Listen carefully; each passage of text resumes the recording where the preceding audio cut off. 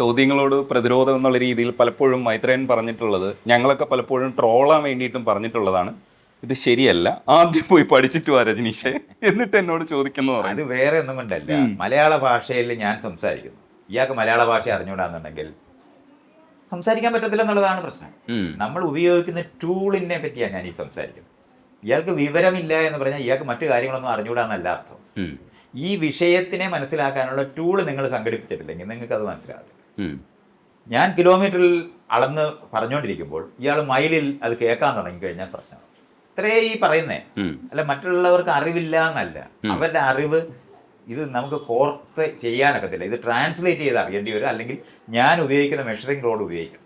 ദൈവവിശ്വാസിയായിരിക്കുന്ന ഒരാൾ, ഹെറാർക്കിക്കലായി വാല്യൂ ഉള്ള ഒരാൾ, ജനാധിപത്യപരമായിട്ടുള്ള മൂല്യബോധം ഉണ്ടാകത്തില്ലെന്ന് എനിക്കറിയാവുന്നതുകൊണ്ട് ഈ പറയുന്നത്. അതുകൊണ്ട് ജനാധിപത്യ മൂല്യബോധം എന്ന് പറയുന്നു പരിണാമപരമായി ലോകത്തിനെ മനസ്സിലാക്കണമെന്ന് പറയുന്നതാണ് നിങ്ങൾക്ക് അറിഞ്ഞുകൂടാ എന്ന് പറയുന്നതിൻ്റെ ടൂളിനെ പറ്റിയുള്ള അറിവില്ലായ്മ കൊണ്ടാണ്.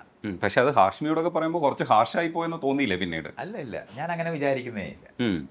എന്നെ പിടിക്കാൻ ശ്രമിക്കുന്ന, ഞാൻ മീനെ പിടിക്കാൻ ശ്രമിക്കുമ്പോൾ മീൻ കുത്തുന്നത് പോലെയാണ് ഞാൻ ചെയ്യുന്നത്. അത് ഹാർഷൊന്നുമല്ല. എനിക്ക് നല്ല മൂർച്ചയുള്ള കൊമ്പുകളുണ്ട്, സൂക്ഷിച്ച് പിടിച്ചാൽ.